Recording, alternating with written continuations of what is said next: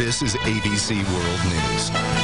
Good evening. It reads like a spy novel. A huge trove of documents released just hours ago by the whistleblowing website WikiLeaks lifts the curtain on the secret communications between Washington and the diplomats that we have stationed all over the globe. There are more than 250,000 documents in all, some of them confidential messages containing candid and often embarrassing observations about foreign leaders.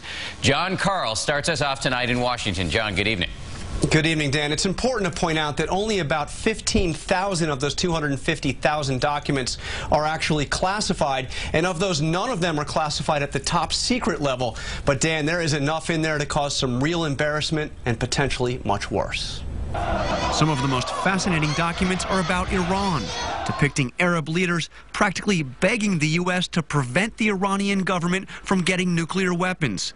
That program must be stopped, Bahrain's king tells General David Petraeus in November 2009. The danger of letting it go on is greater than the danger of stopping it. The foreign minister of the United Arab Emirates says Ahmadinejad is Hitler and tells a top State Department official, quote, the threat from al-Qaeda would be minor if Iran has nukes. In these private dispatches posted online by the New York Times and other papers, several Arab governments take a line virtually identical to Israel's. In another meeting with General Petraeus, the Saudi ambassador to the U.S. describes King Abdullah urging the U.S. to attack Iran, saying, quote, the use of military pressure against Iran should not be ruled out. But Defense Secretary Robert Gates is quoted telling France's defense minister that an attack on Iran would only delay Iranian plans by 1 to 3 years, while unifying the Iranian people to be forever embittered against the attacker. Many of the documents are simply embarrassing. For example, in the effort to close Guantanamo, the State Department plays what the New York Times calls let's make a deal, offering foreign governments rewards for agreeing to take prisoners. Slovenia, for example, is told that if it wants to get a meeting with President Obama, it needs to take a prisoner.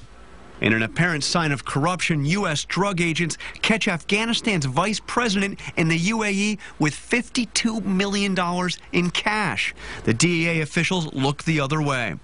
Libyan leader Muammar Gaddafi's visit to New York last year is the subject of several documents detailing his strange behavior, including his relationship with a, quote, voluptuous blonde described as his senior Ukrainian nurse, always by his side.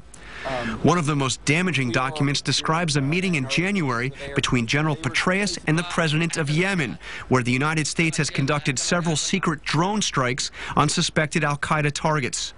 We'll continue saying the bombs are ours, not yours, Yemen's president tells Petraeus, prompting another Yemeni official at the meeting to joke that he had just lied by telling Parliament that Yemeni forces had carried out the attack.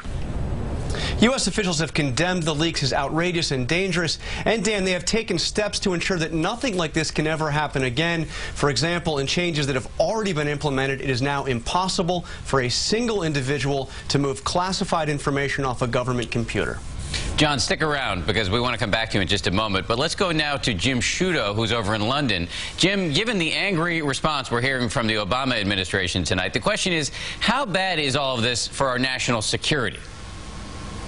Well, Dan, the key effect here may be diplomatic discomfort, but serious enough discomfort to affect key relationships with U.S. allies. And in a sign of just how concerned U.S. officials are, the damage control began long before today's release.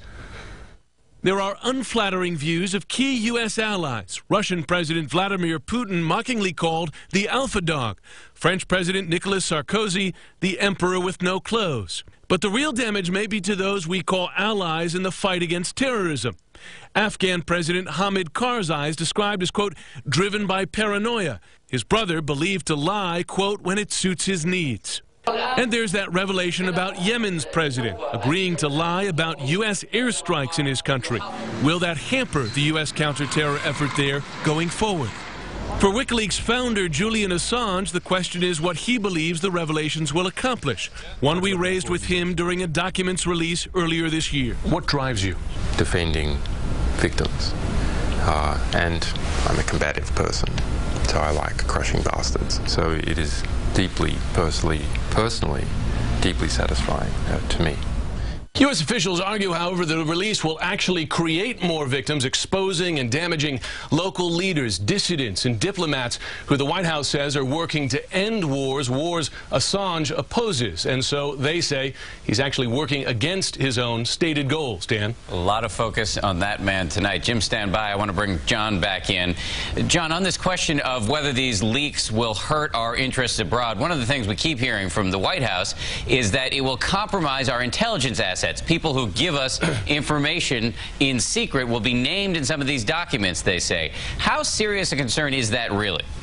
Well, there are certainly concerns that lower-level sources can be named and that their lives can be put at risk, Dan. But in terms of real top intelligence assets, spies and foreign governments, those kind of names you would never see in documents classified at this level. Those would be classified in top secret at the minimum. And as we said earlier, there are no top secret documents in these leaks. And one last question for you, Jim. Apparently, this story is not over. There are more revelations to come. What do we know about that? Well, there are 250,000 documents we've seen today, just the highlights of some of them, a small percentage of them, and dozens of news stories planned over the course of this week. We know in the UK, for instance, there are going to be revelations about devastating criticism of the UK's military operations in Afghanistan by U.S. commanders, as well as criticisms of the British leader David Cameron. So possibly more diplomatic discomfort, Dan, to come. As we said, more revelations to come, and as you said, more diplomatic discomfort to come. Jim Sciutto and John Carl reporting on WikiLeaks tonight. Thank you both.